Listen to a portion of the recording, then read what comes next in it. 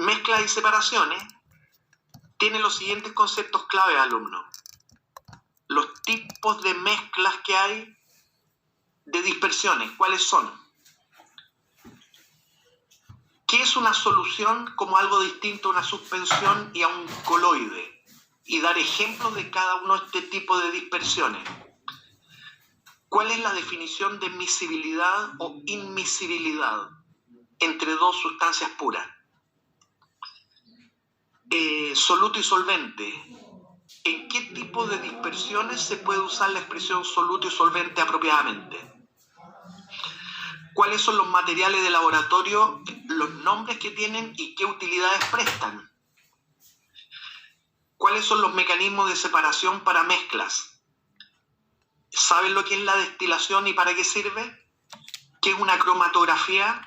¿Cuándo aplica la evaporación? ¿Qué es una recristalización?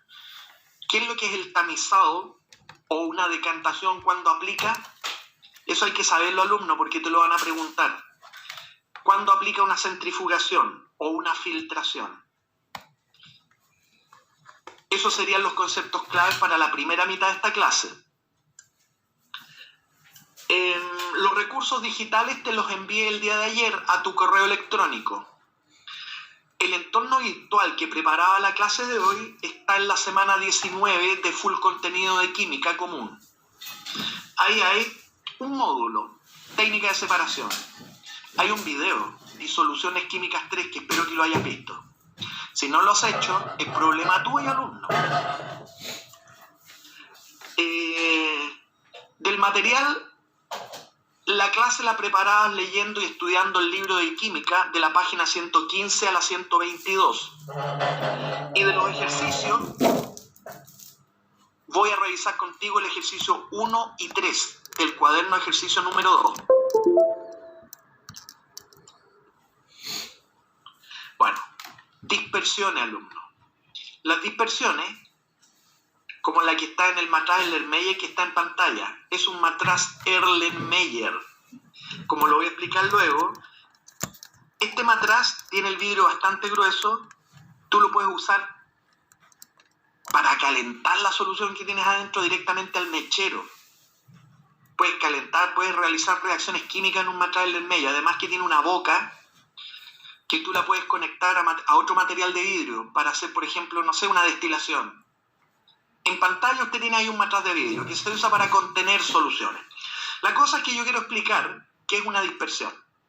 Alumno, una dispersión es una mezcla de sustancias puras en la que una sustancia actúa como una fase que está siendo dispersada y la otra sustancia está actuando como una fase que dispersa a la primera. Repito, una dispersión es al menos una mezcla de dos sustancias.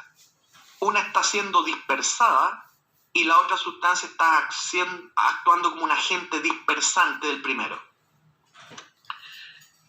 Las dispersiones son mezclas de sustancias puras, en la que es importante decirlo, cada una de las sustancias que forma la dispersión conserva sus propias propiedades.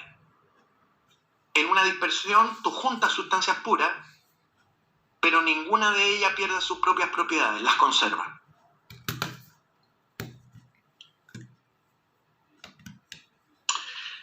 Las dispersiones, joven, tú las puedes clasificar según el tamaño de la partícula que tiene la sustancia que está siendo dispersada, lo que uno pudiera llamar el soluto. Tú clasificas las dispersiones según el tamaño de la partícula de soluto que se dispersa. Y en virtud de este criterio, las dispersiones clasifican como sigue. Hay unas dispersiones llamadas suspensiones. Tú vas a llamar suspensión a aquella dispersión en la que el soluto es muy grande. Tú lo puedes ver a simple vista. Te voy a dar ejemplos de suspensiones donde el soluto es grande. Tú lo observas a simple vista. Segundo ejemplo de dispersión, los coloides. En este caso el soluto ya no lo puedes mirar a simple vista, pero es relativamente grande. No tan grande como el anterior. Tienen ciertas propiedades los coloides, alumnos. Una de las más interesantes es que los coloides, cuando tú los iluminas con una luz, generan un fenómeno llamado Tyndall. Una solución coloidal, como las que te voy a mencionar luego, son capaces de desviar la luz cuando tú haces incidir un rayo luminoso en el coloide. Y lo que tú observas del coloide, como que el coloide se iluminara pero desde adentro, porque le cambia la dirección a los rayos luminosos y es como usted estuviera viendo como la solución coloidal se iluminase desde dentro, cuando en realidad la estás iluminando con un rayo que viene desde afuera.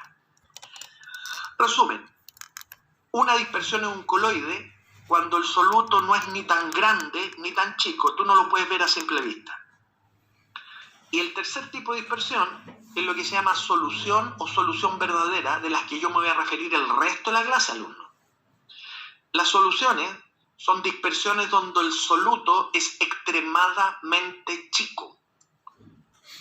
Y a diferencia de las dos primeras dispersiones, la solución es una mezcla homogénea, en que las dos primeras, suspensión y coloide, son solo mezclas heterogéneas.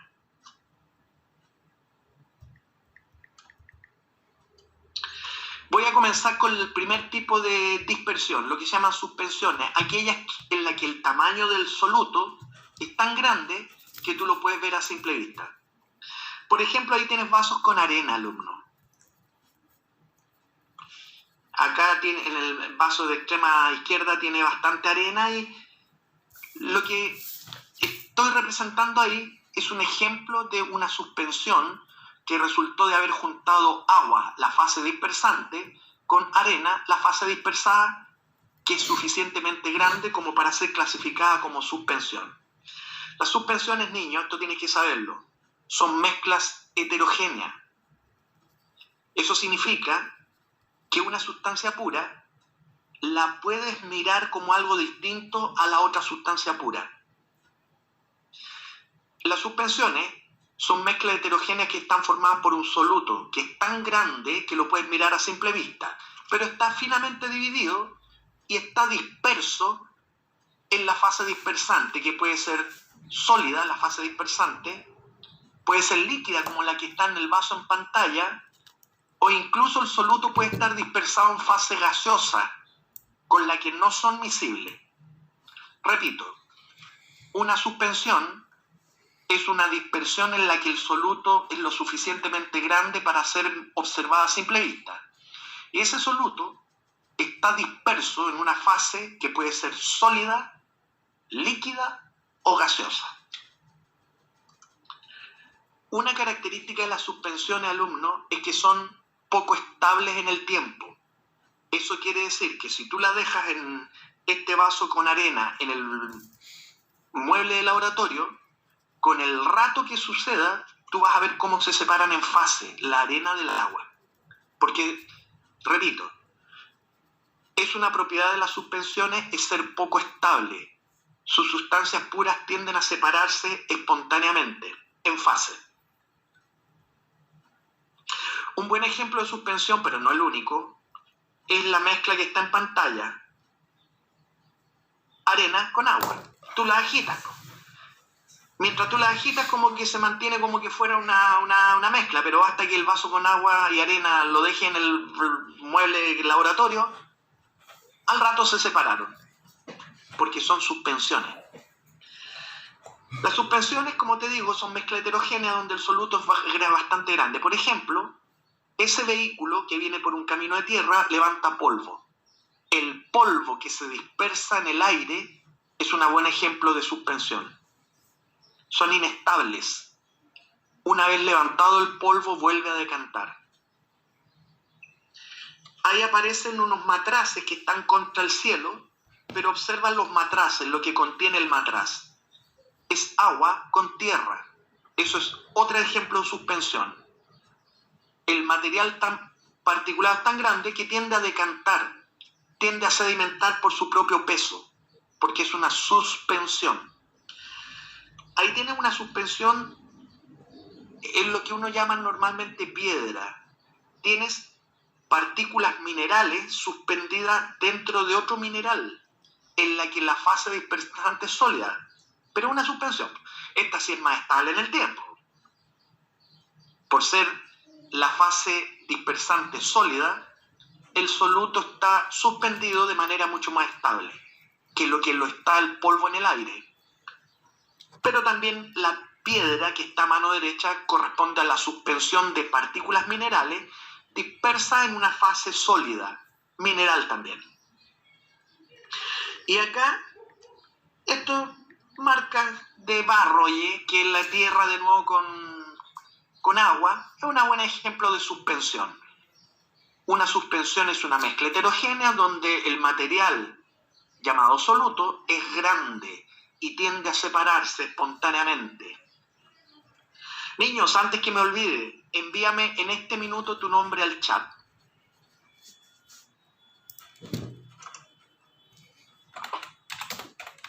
Envíeme su nombre completito al chat. Yo le voy a pasar la lista. Lourdes, buenos días Lourdes. Diego, Nicole Zebra, Jorge Álamo, Pía, Johnson, Danae Valdivia y Danae Valdés. Doña Catalina Prieto, buenos días. Jaime Becerra Leighton, doña Camila Espinosa. Y hubo otros alumnos que entraron tan rápido a la sala de clase que ni siquiera alcancé a ver el rostro. Gia, ¿cómo está Gia? Bastián Brito. Maura, buenos días Maura. Estoy recién pasando la lista, envíe su nombre. Maura, veamos lo que es un coloide. El coloide es otro tipo de dispersión en la que el soluto no es ni tan grande como una suspensión ni tan chico como en una solución.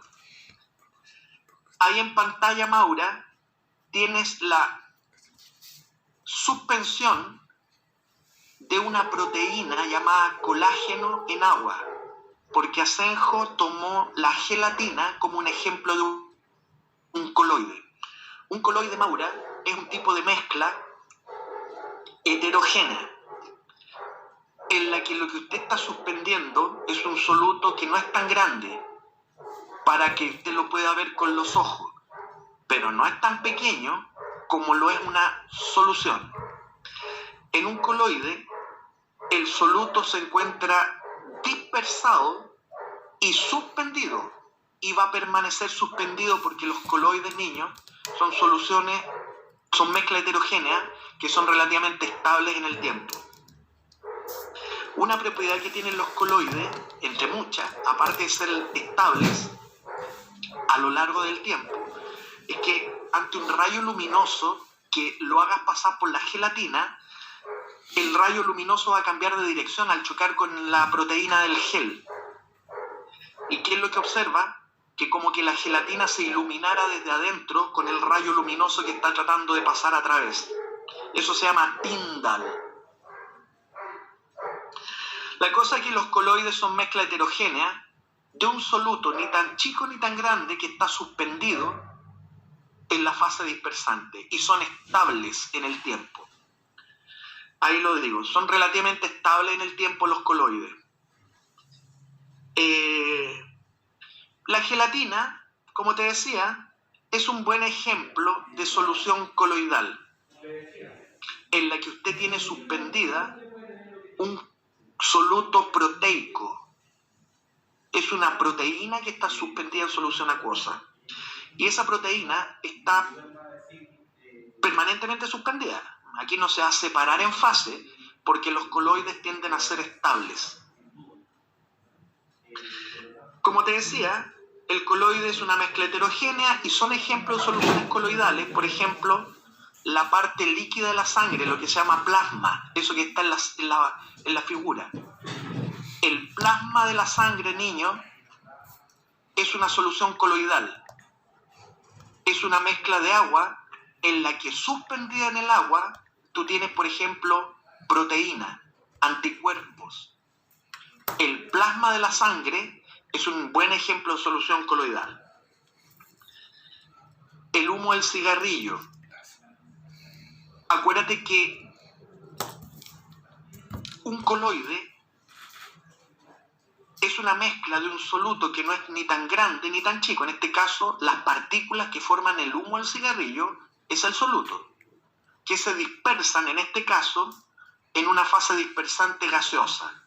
De modo que el humo de un cigarrillo en el aire donde se mueve ese humo de cigarrillo es un buen ejemplo de coloide. ¿Por qué? Por el tamaño que tiene el soluto, que es invisible a la vista, pero no es tan chico como una solución. La leche, alumno, que es una solución coloidal de agua con gotitas de grasa, con proteínas en suspensión. La nube que aparece en la atmósfera. Se trata de gotitas de agua que están suspendidas en una fase gaseosa. De tal modo que la nube, que son gotitas de agua, van a permanecer suspendidas en fase gaseosa.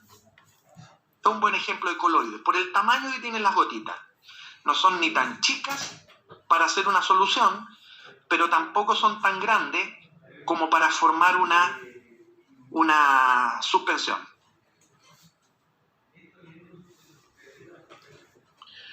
Tercer tipo de dispersión, las soluciones, que es la que le vamos a dar el énfasis a la clase. Las soluciones, niños, como la que está en pantalla, usted disolvió una sal de cobre y formaste una solución de un lindo color azul. Las propiedades de las soluciones, niños, que a diferencia de las dos anteriores, las soluciones son mezcla homogénea. Eso significa que el soluto y el solvente están en la misma fase. Usted al soluto no lo puede ver como algo distinto al solvente. Todo es lo mismo, todos están en una misma fase. Las soluciones, niños, son mezclas homogéneas en la que un soluto, que es la fase que está siendo dispersada, esta sal de cobre, está dispersada en una fase que actúa como fase dispersante, que en este caso es el solvente, el líquido. En general, las soluciones son transparentes al paso de la luz. En general, son estables en el tiempo, no se separan, porque el soluto está perfectamente disuelto en el solvente, porque son mezclas homogéneas. Todo está en la misma fase. Lo que ocurre en este tipo de dispersiones es que el soluto interactúa de tal modo con el solvente que va a permanecer permanentemente disperso. No se separan en fase. Y todo va a estar en una misma fase. Leo lo que dijo ahí. En las soluciones, el soluto es capaz de interactuar con su solvente de modo que el sistema, la mezcla homogénea, va a presentar la misma concentración de soluto en cualquier punto de la solución. La solución se vuelve homogénea.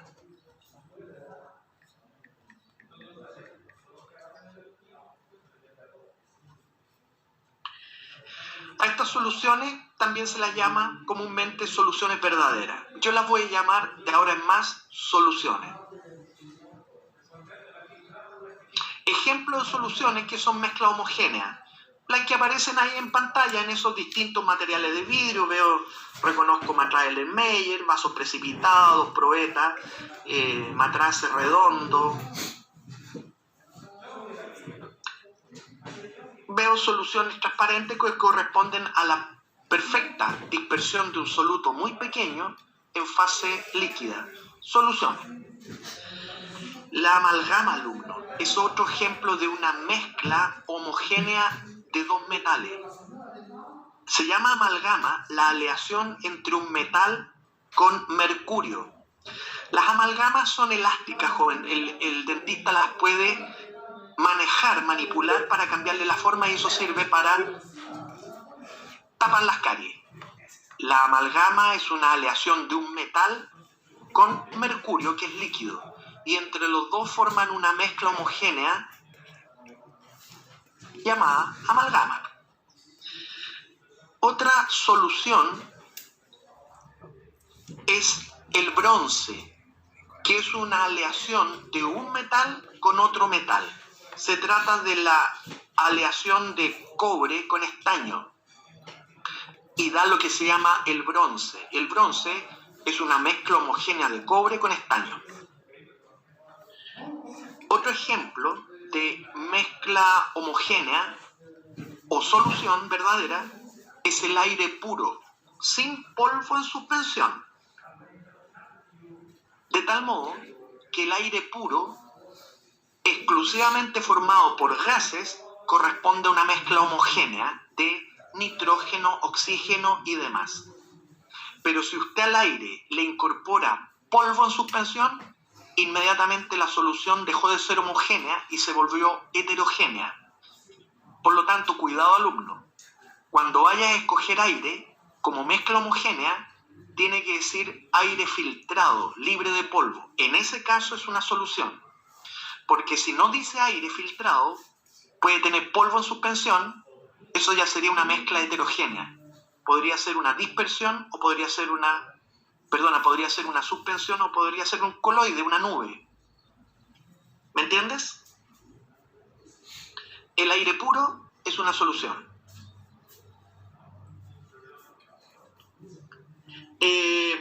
Definición de miscibilidad, alumno. Se dice que dos sustancias son miscibles cuando tú las puedes mezclar en cualquier proporción. Se dice miscibilidad como la propiedad que tienen algunos líquidos de poder mezclarse el uno con el otro en cualquier proporción y siempre van a formar una mezcla homogénea. Ejemplo es el agua con el alcohol, que son miscibles. Eso quiere decir que tú los puedes mezclar a los dos para formar una mezcla homogénea en cualquier proporción. Se mezclan siempre. Son inmiscibles. Se define inmiscible la incapacidad que tienen algunos líquidos de mezclarse en toda proporción para formar una mezcla homogénea. El mejor ejemplo para entender la inmiscibilidad es la mezcla que logras cuando juntas agua con aceite. Ellos no se mezclan, son inmiscibles. Repito, la miscibilidad es la propiedad de algunos líquidos de mezclarse en cualquier proporción para formar una mezcla homogénea. Un ejemplo de líquidos que son miscibles es el agua y el alcohol. Inmiscibilidad quiere decir que es la incapacidad de algunos líquidos de mezclarse en toda proporción para formar una mezcla homogénea. Se separan. Uno de los mejores ejemplos para la inmiscibilidad es que el petróleo, alumno, no se junta con el agua. O el aceite es inmiscible con el agua. Lo polar es inmiscible con lo apolar. Te voy a presentar los materiales de laboratorio porque te lo van a preguntar en la prueba de transición. Para lo que sirven. Los tubos de ensayo, que está a mano izquierda, es material de vidrio que sirve para que en su interior tú puedas realizar pequeñas pruebas, pequeños ensayos de reacciones químicas. Tú puedes realizar en el interior de un tubo de ensayo reacciones químicas. Tú puedes calentar el tubo de ensayo y puedes ver lo que pasa en una reacción cuando la calientas. No sirve para medir volúmenes, no están graduados. No sirve para preparar soluciones. Para lo único que sirven es para realizar ensayos de reacciones. Matraz de aforo. Mira, el matraz de aforo sirve para preparar soluciones exactas, porque tiene un menisco. Déjame poner los lentes. Ahí, donde estoy moviendo el cursor, es lo que se llama un menisco. Tiene una marca que tiene la siguiente utilidad. Cuando tú preparas una solución, tienes que pesar un soluto, lo pesas en una balanza analítica y lo agregas en el interior del matraz de aforo. Pesas exactamente lo que necesitas y luego tienes que disolverlo en un solvente y le vas a agregar la cantidad de solvente necesario hasta que el solvente alcance el menisco. En ese minuto dejas de agregar solvente porque has disuelto el soluto en los 250 ml y preparaste una solución exacta. La utilidad del matraz de aforo es que con el aforo logras preparar soluciones exactas. Matraz Erlenmeyer, la utilidad que tiene es que te permite contener soluciones. te permite realizar reacciones. Tú puedes calentar la solución en el matraz para iniciar una reacción química. No sirve para preparar soluciones. No tiene aforo. O el aforo no es muy graduado. No te permite preparar una solución exacta. Te permite tomar un volumen, realizar una reacción. Además, en el cuello, tú puedes ensamblarle más material de vidrio para ensamblar, por ejemplo, un aparataje en una destilación. La utilidad de un matraz es que sirven para contener volúmenes de soluciones y para hacer reacciones químicas. Son lo suficientemente resistentes incluso para que usted lo pueda tratar con un mechero, a la llama directa. El vaso precipitado, alumno, es un material de vidrio que se usa para contener soluciones. Tú en ese vaso puedes realizar una reacción química, puedes realizar una recristalización, pero no vas a preparar una solución dentro de un vaso precipitado porque no está diseñado para preparar soluciones, alumno. Está diseñado para contener soluciones, para realizar reacciones, para hacer cristalizaciones. Pipeta, a mano izquierda. La pipeta es un material de vidrio que está diseñado para tomar volúmenes desde una solución y llevarla hasta otro material de vidrio. Está graduado porque está diseñado para medir volúmenes, no para preparar soluciones. La pipeta te permite tomar un volumen conocido y trasladarlo hasta otro lugar. Su función es medir un volumen de una solución. La probeta, como la que está en pantalla, están graduadas. ¿Para qué sirve la probeta? Para medir un volumen de una solución. No está diseñado para preparar soluciones. Está diseñado para poder tomar un volumen conocido. Tú mides un volumen de una solución con la probeta y la puedes trasladar a otro lado. La bureta, como la que apareció en pantalla, es un tubo de vidrio que tiene una válvula de escape. La utilidad que tiene es que esta bureta, si tú regulas la válvula, tú puedes eluir el volumen que contiene en su interior. Y como el tubo está graduado, la utilidad de la bureta es, cuando abres la válvula, tú eluyes el volumen de líquido que contiene y mides el volumen eluido. Las buretas están diseñadas para procesos llamados titulaciones de ácido. Con la solución que está en la bureta, tú regulas con la válvula cuánto líquido vas a evacuar desde la bureta para titular una solución que tienes en un vaso. La bureta mide el volumen que has evacuado al abrir la válvula. Para eso está diseñado, para hacer titulaciones de un ácido o una base en un vaso. Embudo. El embudo, joven, es un material de vidrio que te permite trasladar una solución a otra colocando el embudo entre medio. O el embudo te puede servir si es que colocas un filtro de papel, te va a permitir un procedimiento de separación llamado filtración en papel. A ver, ¿cuál más? Embudo de decantación, como el nombre lo dice, es un material de vidrio que tiene una válvula que permite eluir a la fase líquida que se deposita en la parte inferior del embudo.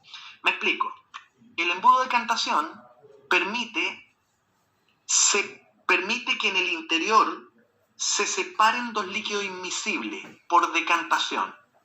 Una vez que esos dos líquidos son separados por decantación, abriendo la válvula, tú puedes eluir la fase líquida inferior y la separas de la fase superior.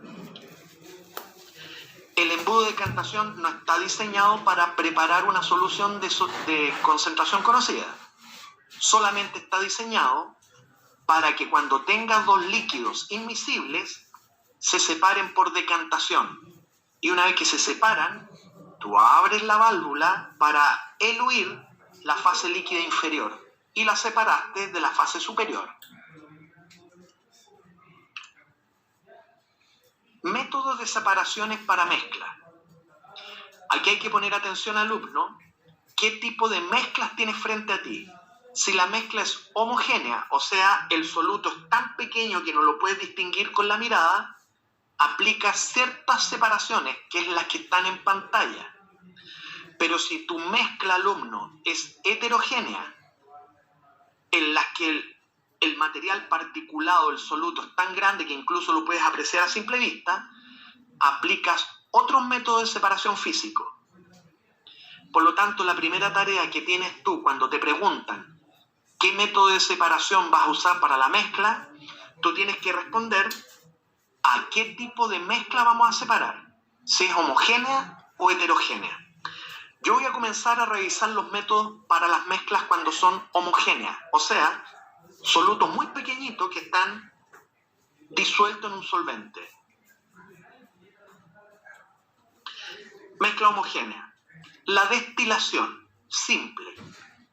Mira, la destilación es un procedimiento de separación físico cuando usted tiene mezcla de dos líquidos cuyos puntos de ebullición son muy distintos entre sí. Repito, para cuando tengas una solución homogénea de dos líquidos, pero cuyos puntos de ebullición sean muy diferentes, tú aplicas destilación simple. ¿Y en qué consiste? Tú calientas la mezcla homogénea. Al calentar, tú vas a producir vapores, pero de la sustancia cuyo punto de ebullición es menor. Esos vapores van a ser conducidos por un sistema de vidrio al que tú haces llegar los vapores a lo que se llama una camisa refrigerante. La camisa refrigerante, lo que estoy apuntando con el cursor, se mantiene fría porque permanentemente estás haciendo llegar agua de la llave, agua fría, que luego es retirada, pero que envuelve eternamente en los lugares donde van a pasar los gases. Resultado, los vapores que se producen desde la mezcla homogénea que se han evaporado a baja temperatura, esos vapores, al pasar por el refrigerante, condensan a un líquido. El líquido condensado, por la inclinación que tiene el material, se recibe gota a gota en un balón que has colocado para tal efecto. Y empiezas a recibir el condensado del gas que se está evaporando a baja temperatura. Una vez que usted recoge ese condensado, tú hierves elevando la temperatura y pones uno nuevo para recibir el segundo líquido que se va a evaporar. Ahí se produce un nuevo gas que empieza a hervir a mayor temperatura. Los gases son conducidos hasta la camisa refrigerante donde se condensan a líquidos. El líquido condensado escurre y es recibido en el segundo balón que colocaste. Resultado, la destilación simple te permitió separar dos líquidos cuyos puntos de ebullición eran bastante diferentes entre sí. Ahí tienes una animación, alumno. Tú tienes una mezcla de dos líquidos cuyos puntos de ebullición son bastante diferentes. Tú empiezas a calentar. El primero en evaporar es el líquido cuyo punto de ebullición es menor. Los vapores son conducidos hasta la camisa refrigerante donde condensan a líquido. El líquido condensado gotea gota a gota en un balón que colocaste para tal efecto. Retiras este balón una vez que recibiste el primer líquido y elevas la temperatura para hacer ebullir a un segundo líquido. El segundo líquido, cuyo punto de ebullición es mayor, produce vapores. Los vapores son conducidos hasta la camisa refrigerante donde condensan nuevamente. El condensado escurre y es recibido en un segundo balón. Resultado, tú puedes separar el alcohol del agua, porque sus puntos de ebullición son muy diferentes.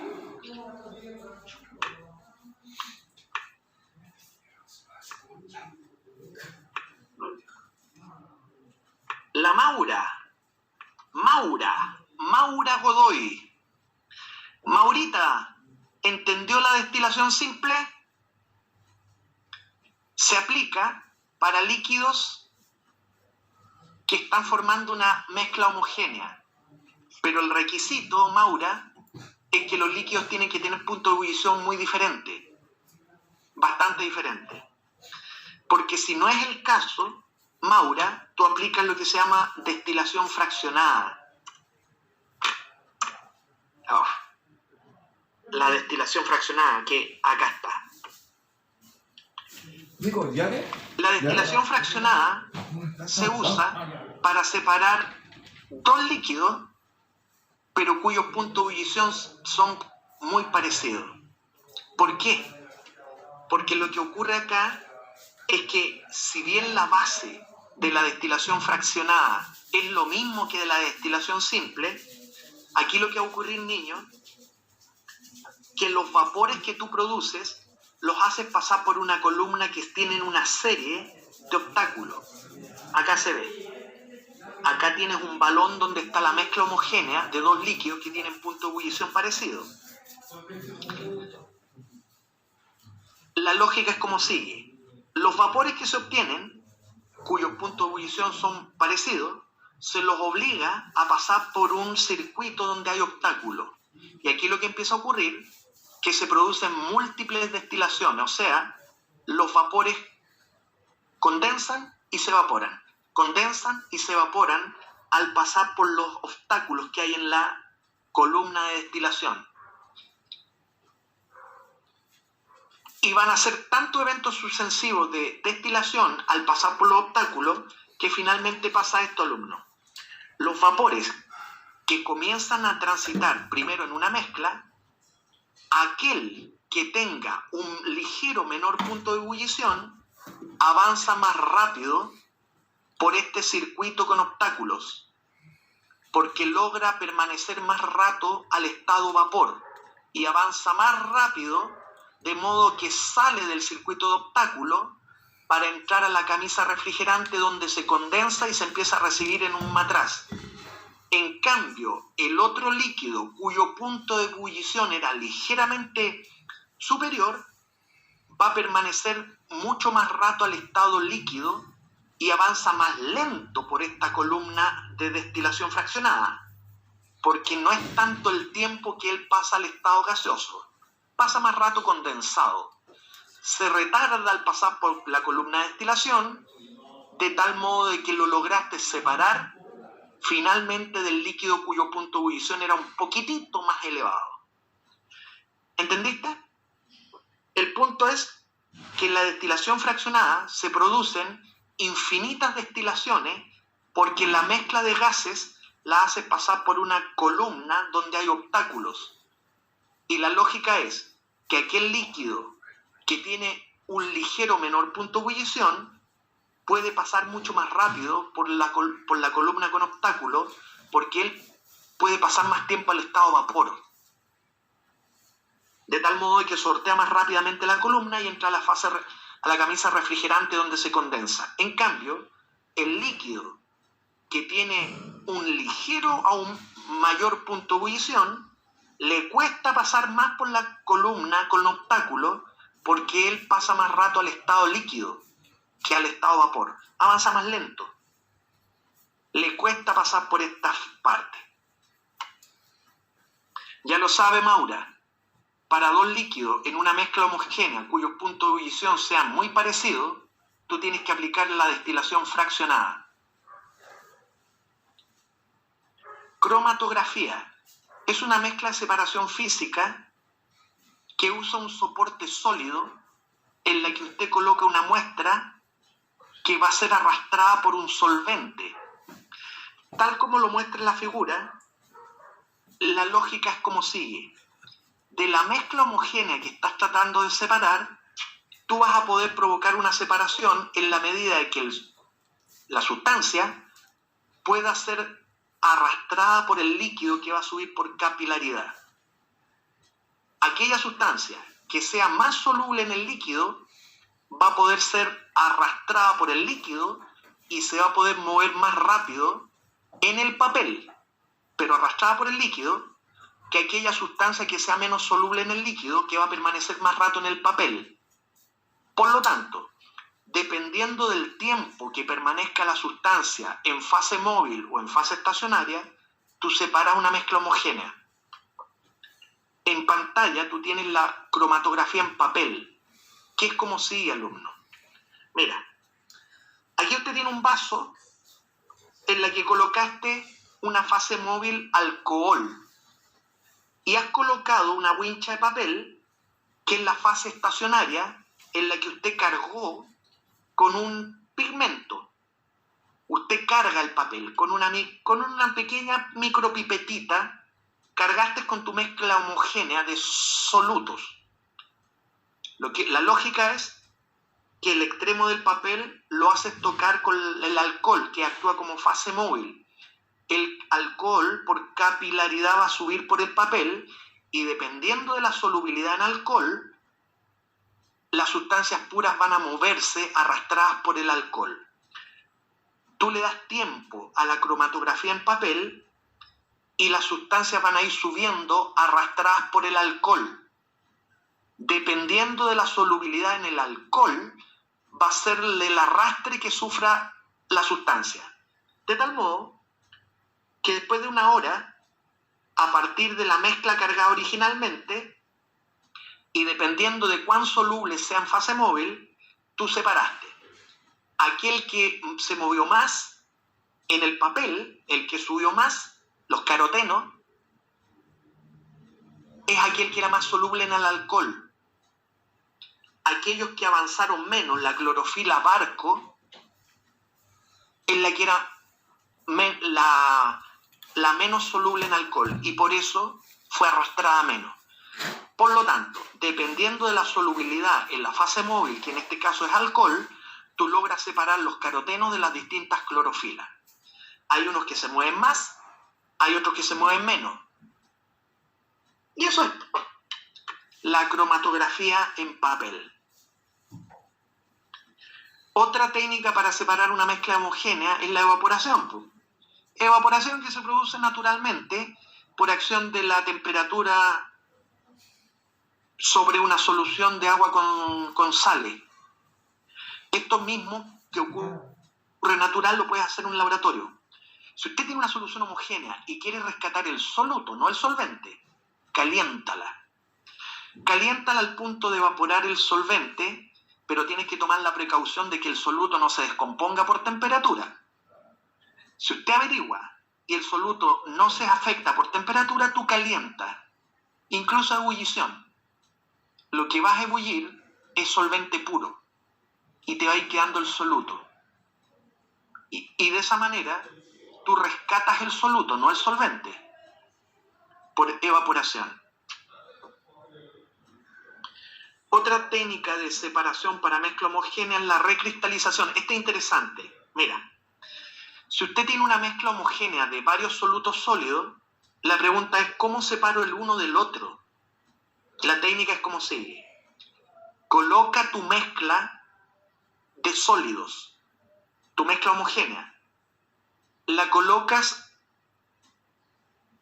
en un mismo solvente que lo vas a calentar y te aseguras de que los dos solutos tengan una solubilidad distinta en estos solventes, pero inicialmente colocas tu mezcla de sólido y la disuelves en un solvente que vas a calentar y la calientas hasta que todos tus solutos se disuelven en el solvente caliente. Lo que viene ahora es la recristalización. Una vez que estés seguro de que la mezcla de sólidos se ha disuelto en el solvente caliente, están todos disueltos, enfríe lentamente. Y lo que va a pasar, niños, que de la mezcolanza de solutos, el que sea más insoluble va a empezar a generar cristales.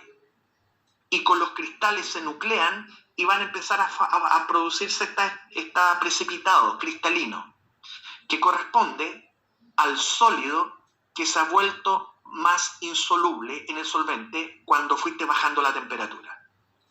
Una vez que generaste estos cristales, sacaste de la solución al soluto lo filtras y retiraste a ese sólido por recristalización. ¿Me entiendes? La técnica de recristalización consiste en que una vez que calientas la solución que tiene la mezcla de solutos, enfríala lentamente. Lo que va a ocurrir es que uno de los solutos se va a volver insoluble y va a precipitar generando cristales. Una vez que se produzcan los cristales, tú filtras la solución en un papel y de esa manera retiraste ese sólido de la mezcolanza.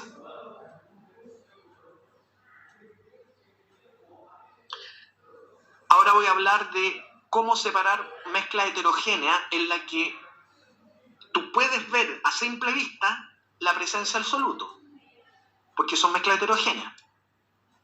Tamizado. Tamizar es hacer pasar una mezcolanza de piedras, por ejemplo, por un set de coladores que tienen distinto grillado. Tú armas una torre en la que el grillado más grande lo colocas primero y vas reduciendo el grillado hacia abajo. De tal modo que en esta torre tú tienes un set de filtros de tamices de distinto grillado. Una vez que armas la torre, haces pasar todo el material que quieres separar y lo que va a ocurrir es que por tamaño van a ir avanzando hacia abajo. Las partículas más grandes van a quedar en las partes superiores y el material más pequeño va a poder cruzar todos los tamices hasta llegar a la parte inferior. Resultado, tú separaste por tamaño, usaste un tamizado.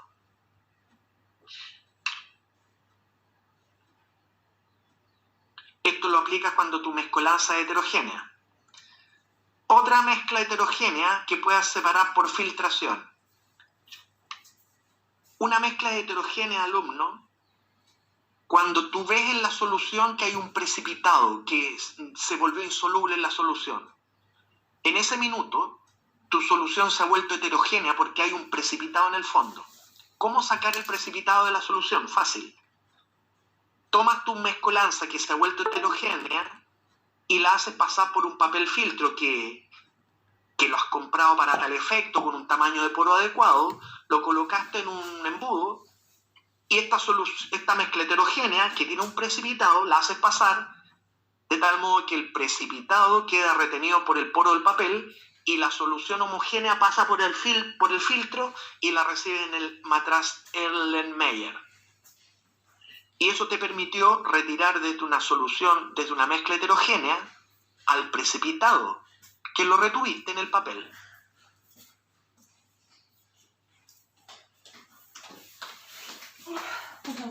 Otra técnica para separar mezcla heterogénea es la decantación. La decantación aplica cuando tú tienes dos líquidos que son inmiscibles, como el aceite y el agua.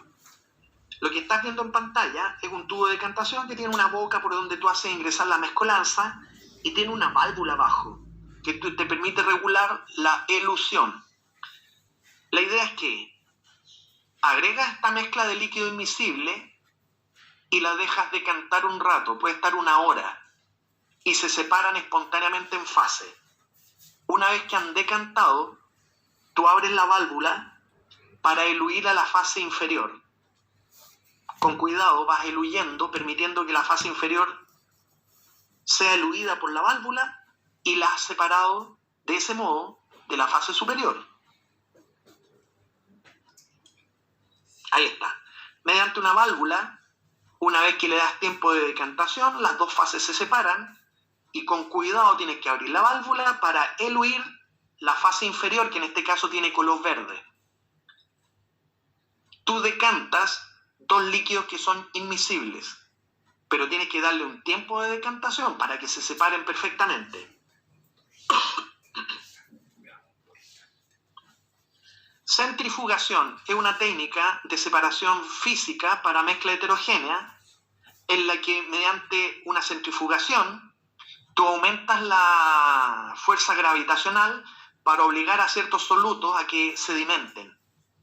Proceso que de modo natural tardaría varias horas, tú en unos par de segundos puedes sedimentar un sólido en suspensión. Ejemplo de centrifugación es centrifugar la sangre. Tú centrifugas la sangre, por ejemplo, para que las células que están suspendidas, al ejercer una mayor fuerza gravitacional al centrifugar, estas células precipitan generando un sedimento que lo recupera en el fondo del tubo de centrífuga y queda como sobrenada ante el plasma de la sangre. Pero recuerda que la centrifugación aplica si la mezcla que tú tienes es heterogénea. Tú no vas a centrifugar una mezcla homogénea para separar, no se puede.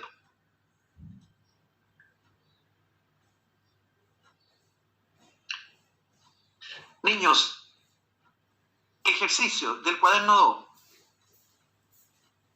Mándame la respuesta para el ejercicio 1 al chat.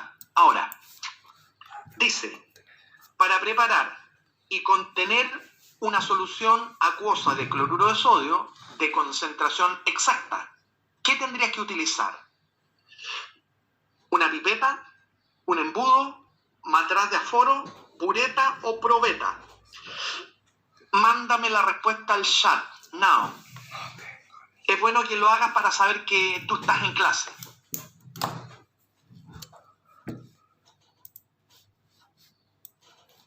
Para preparar una solución acuosa de cloruro de sodio. A ver, las primeras respuestitas. Carita feliz para los siguientes alumnos. Benjamín Vázquez no está muy seguro. Bastián Brito. Jorge Álamo. Diego Ignacio.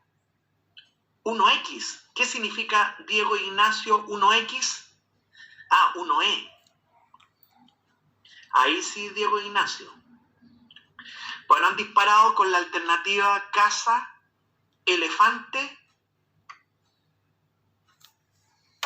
Casa y elefante.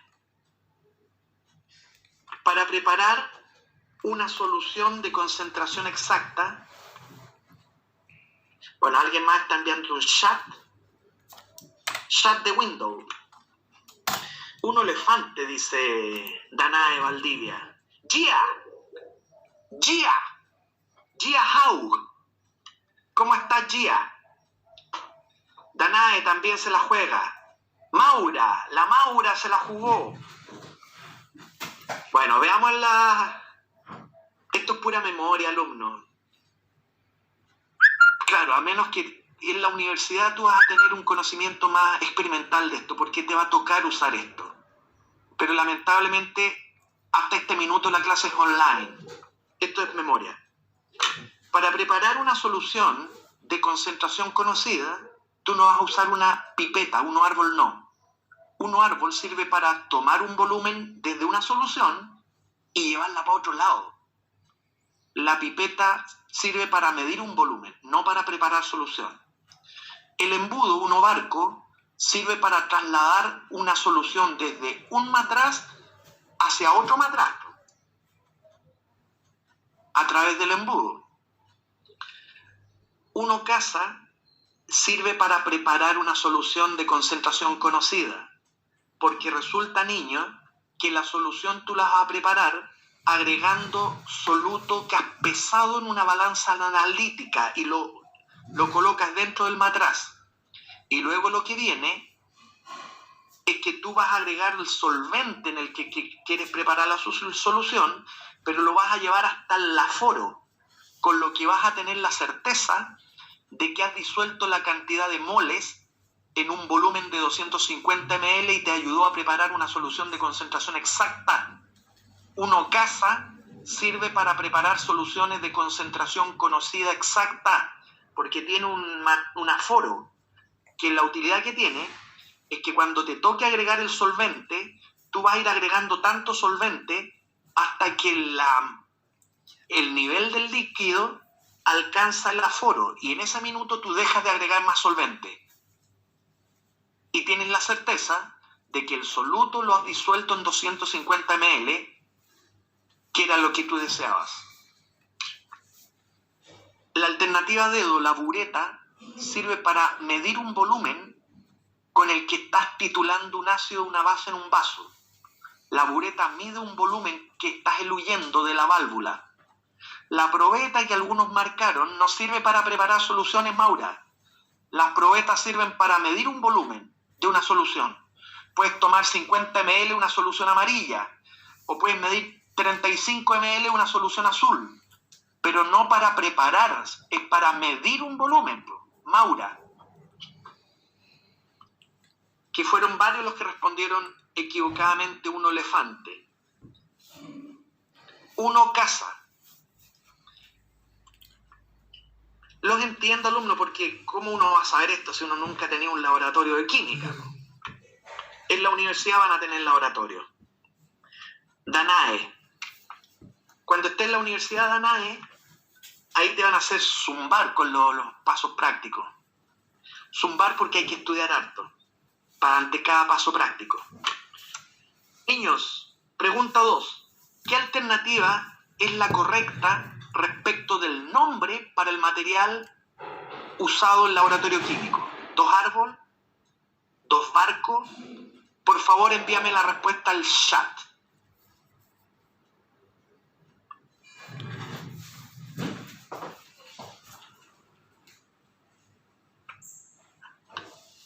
La Maura, ya se la jugó la Maura Godoy. La Valentina, bienvenida Valentina. Bastián Brito, Benjamín Vázquez. Bien, jóvenes. Bien. En el fondo lo que Asenjo te quiere decir desde la tranquilidad de su casa, acá en la Florida, que te pueden hacer la pregunta esta en la prueba de transición. Sería muy triste que no respondas 2 árboles. 2 árboles. Pregunta 3, alumnos, esta es la última. ¿Cuál de las siguientes separaciones permitiría recuperar el agua de la siguiente mezcla? Envíame la respuesta al chat. ¿Mediante qué separación tú recuperas el agua en las siguientes mezclas? 3 árboles, barco, casa, dedo, elefante. ¿Cómo recuperar el agua de cada una de esas mezclas?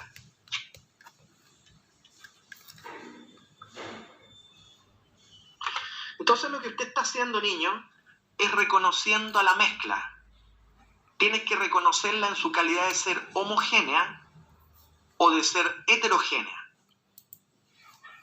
Y dependiendo de la calidad, tú aplicas. La primera, esta es una mezcla heterogénea, alumno.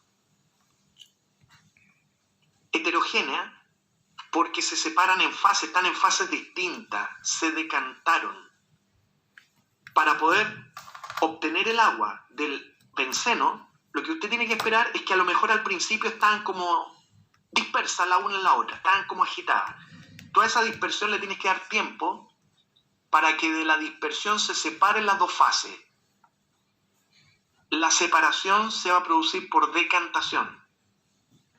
Etanol y agua resulta que son líquidos que son miscibles completamente en cualquier proporción. Ellos forman una mezcla homogénea. Para separar el agua del etanol, tienes que hervir el etanol porque tienen punto de ebullición distintos. Tienes que destilar. Y acá, para separar el agua de la arena, esto es una mezcla heterogénea, tú filtras. La pregunta 3 se resuelve con la alternativa barcómetro. Barco. Niños, a razón de que quedan 20 minutos, voy a abordar otro tema más entretenido que el que acabas de ver. La solubilidad. Solubilidad. Te envié el día de ayer los recursos para esta temática. Vas a ver los siguientes conceptos clave. ¿Cómo se clasifican las disoluciones químicas, ya sea por la proporción soluto-solvente o diluida concentrada? Tú puedes clasificar una disolución química en base al tipo de soluto, en iónica o molecular.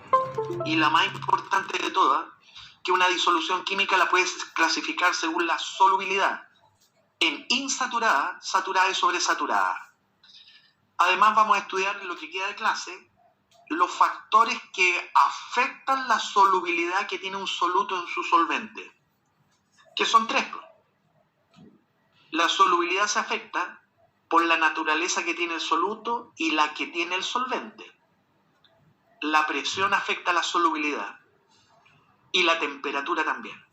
Todo eso lo vamos a ver entre lo que queda de esta clase y el próximo sábado. Los recursos te los envié el día de ayer.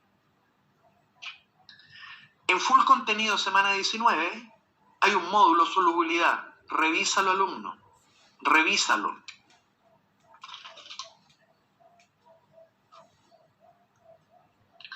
Del material digital, en el libro de química, la solubilidad se evalúa en las páginas 122 a la 127.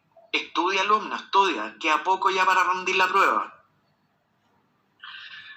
Tu familia y el profesor que te habla desea que a ti te vaya bien en la prueba. Pero aquí hay algo importante. Gran parte del trabajo lo tienes que hacer tú. Tienes que estudiar, alumno. Tienes que hacer ejercicio. Y para ejercicio, revisa lo que están en la página 35 a la 44 del cuaderno de ejercicios número 2. Bueno, es muy posible que no alcance a ver todo esto, pero me la juego a comenzar esta temática. Mira, las soluciones o soluciones verdaderas o disoluciones, que es lo mismo, se clasifican en base a los siguientes criterios, alumnos. Hay 3 criterios más conocidos. Según la proporción soluto-solvente, según el tipo de soluto que estás dispersando en el solvente y según la solubilidad que logre la solución.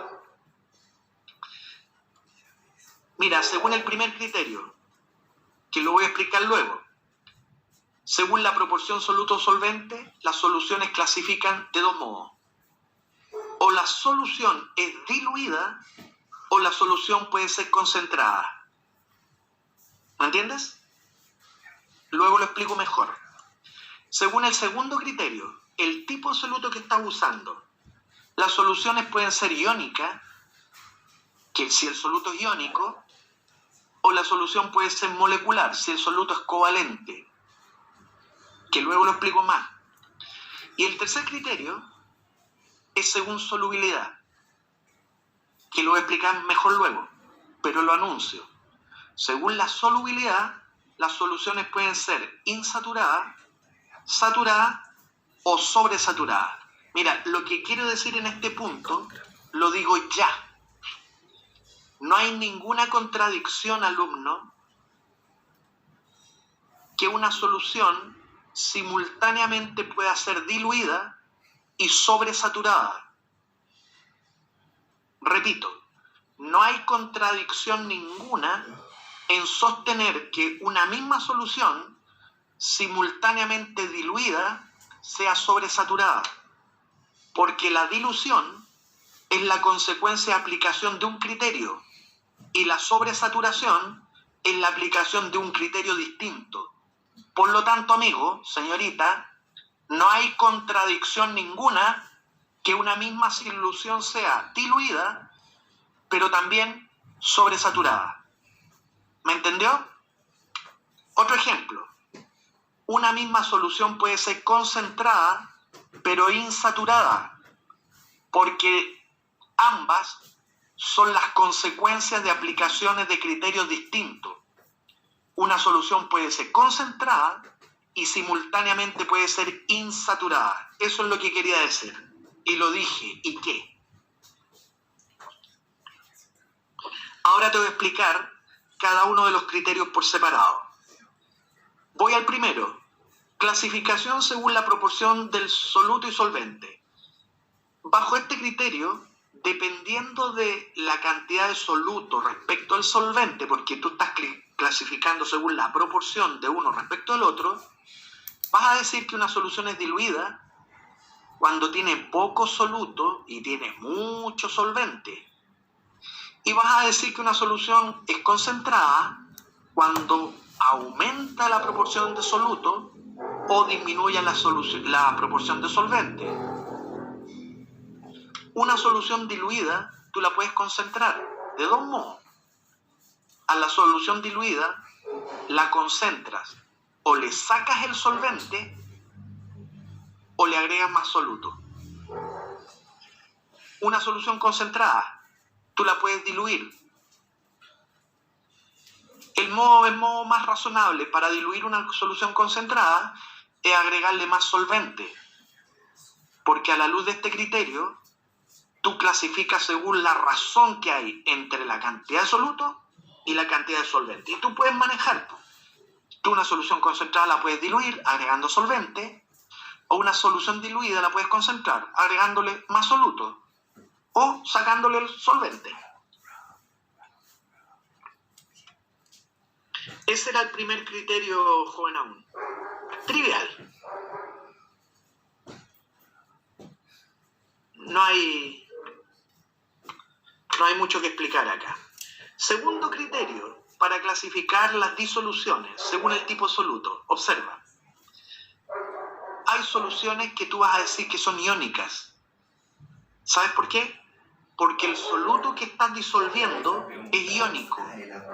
Es un soluto MX, donde M es un metal y X un no metal. Repito. Una solución es iónica cuando el soluto que estás disolviendo es iónico, cuando tiene la estructura MX en metal, hay átomos metálicos unidos a átomos no metálicos X. Pero también tu solución puede ser molecular cuando el soluto es covalente, está solo formado por elementos no metálicos X. Voy a analizar las propiedades de una solución iónica en la que has disuelto un soluto iónico. Lo que pasa con las soluciones iónicas, que en contacto con el solvente, el soluto se disocia en sus propios iones y se disuelven por separado. De tal modo que los cationes interactúan y forman algún tipo de interacción electrostática con el solvente, el agua, y los aniones también. Empiezan a establecer interacciones con el solvente agua del tipo electrostático, pero se disuelven disociándose en iones. ¿Me entendió?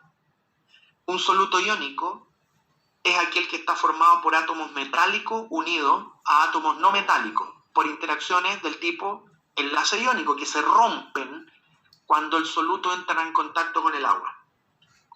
¿Qué características tienen estas soluciones? Se las llama electrolita porque tienen la capacidad de conducir la electricidad al ómno. Observa, aquí hay un circuito eléctrico en el que logras encender la ampolleta porque la electricidad está pasando por la solución de electrolito. Eso se produce porque para que la electricidad pase por la solución necesita que haya iones, y los hay. Como hay iones en solución, la electricidad puede pasar de un electrodo al otro cerrando el circuito y enciendes la ampolleta. Las soluciones iónicas permiten a un circuito eléctrico conducir la electricidad y enciendes la ampolleta. Acá te quiero explicar algo de cómo predecir la ecuación de disociación de un soluto iónico. Observa. Aquí lo que está apareciendo en pantalla, y con esto ya estoy casi terminando, es que Asenjo te quiere explicar algo que ya he indicado anteriormente. Esta es la ecuación química que muestra la estequiometría de la disociación de un compuesto iónico. Acá usted tiene un compuesto iónico AB que se separa en cationes árbol y aniones barco. Pero lo que te quiero explicar, casi como una regla mnemotécnica, es cómo predecir cuántos cationes árbol van a ser producidos, cuántos aniones barco. Asenjo te dice, cuando veas una sal, observa el subíndice que acompaña al catión. Observa el subíndice, lo que te apunta la mano. Ese subíndice va a ser usado en la ecuación de disociación como el coeficiente estequiométrico que acompaña a los cationes árbol. Repito, el número de cationes árbol lo indica el subíndice, porque luego el subíndice va a ser el coeficiente estequiométrico, o sea, el número de cationes árbol que van a ser liberados. Respecto del anión barco, la situación es análoga. Cuando usted quiera proponer la disociación de una sal, Asenjo te dice aquí y ahora, fíjate en el subíndice que acompaña al anión. Ese subíndice posteriormente va a ser usado como un coeficiente estequiométrico que te va a indicar cuántos son los aniones barcos que van a ser liberados. Y de esa manera tú vas a poder escribir correctamente la ecuación de disociación de un soluto iónico en solución acuosa. ¿Entendiste o no? Eso. Me quedan 5 minutos. Echémosle. Me queda la solución molecular. Esto es fácil. Según el tipo de soluto, hay soluciones que se llaman moleculares. ¿Por qué? Porque el soluto que está disolviendo son covalentes, está formado por puros elementos no metálicos X, formando enlaces covalentes. En general, los solutos covalentes no disocian. Ahí usted tiene, por ejemplo, una molécula de glucosa. Estoy inventando un soluto covalente. Este soluto covalente, en general, alumnos, en general, no disocian, no producen iones. Tiene la capacidad de interactuar con el solvente formando enlaces intermoleculares, puentes de hidrógeno, interacciones electrostáticas, lo que sea. Este soluto covalente en general no libera iones e interactúa con el solvente y se disolvió. Por cuanto en general no disocian, no van a liberar iones y por lo tanto no pueden conducir la electricidad a esta solución. No son electrolitas.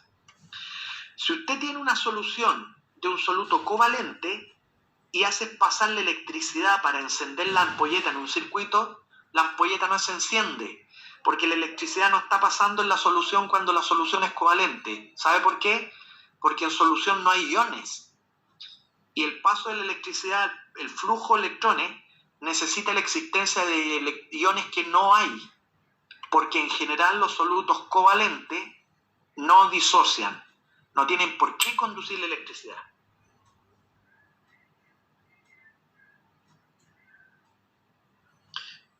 Bueno, voy a comenzar esto, aunque lo voy a abordar de nuevo el próximo sábado, el tema de la solubilidad. Aquí la cosa es un poquito más delicada, porque voy a interpretar gráficos contigo. Mira, en pantalla aparecen soluciones en las que se han disuelto una serie de solutos coloreados. Cada soluto tiene cierta solubilidad en un solvente específico. Pero aquí se llama solubilidad, alumno. La solubilidad de un soluto en un solvente, tal como está en color rojo, alumno, en pantalla, es la máxima cantidad de soluto que tú puedes agregar en un volumen fijo de solvente. Normalmente 100 ml. Repito, se llama solubilidad a la máxima, repito, a la máxima cantidad de soluto que tú puedes agregar a un volumen fijo estándar de solvente. Normalmente son 100 ml. Pero a una temperatura y una presión determinada. La solubilidad, tú puedes expresarla de varios modos, alumnos. Tú la puedes expresar como gramos de soluto disueltos en 100 gramos de solvente, o si usted lo prefiere, en gramos de soluto que están disueltos, pero en 100 ml de solvente. Da lo mismo. Para efecto de la prueba da lo mismo. La solubilidad es la máxima cantidad de soluto que puedes disolver en 100 ml de solvente, a una presión y temperatura determinada. ¿Y qué con esto? Que te quiero explicar que la solubilidad se ve afectada por 3 parámetros, alumnos. La temperatura del solvente afecta a la solubilidad. Esto lo sabe la dueña de casa cuando disuelve azúcar en agua y lo hace en agua caliente. Otra variable que afecta es la presión. Y otra variable es la naturaleza del soluto y del solvente. Voy a tratar de revisar la primera variable, temperatura. La temperatura afecta la solubilidad de un soluto de distinto modo. Ponga atención. Si el soluto es sólido y lo estás tratando de disolver en agua, ocurre que la temperatura aumenta la solubilidad para solutos sólidos. A mayor temperatura del solvente, mayor es la solubilidad. Y se producen esos gráficos que están en pantalla, donde lo que usted está viendo, en el eje X, el incremento de la temperatura del solvente, y en el eje Y, el efecto que trae sobre la solubilidad del soluto sólido. ¿Y qué es lo que ves? Se trata de sales que al aumentar la temperatura, la solubilidad aumenta. es mayor la cantidad de soluto que logras disolver en agua. Repito, lo que usted está viendo ahí, alumno, es un aumento de solubilidad en general. Logras disolver cada vez más sal en un mismo volumen de agua. Pero si eso es así para un soluto sólido, vea lo que va a pasar ahora. A ver. Si el soluto que estás tratando de disolver es un gas en agua, el fenómeno es contrario. A mayor temperatura del solvente, menor es la solubilidad para el soluto gaseoso. Observa las curvas que muestra en pantalla Senjo, y con esto termino. Lo que hay en gráfico es que se está viendo el efecto de la temperatura del solvente sobre la solubilidad de gas metano, gas oxígeno y monóxido de carbono y gas helio. Y lo que se observa, que mientras más caliente el solvente, menor es la solubilidad de un gas. Le cuesta más disolverse en un solvente más caliente. Niños, yo creo que eso ha sido suficiente por hoy día. Si has llegado tarde, envíame tu nombre, porque estoy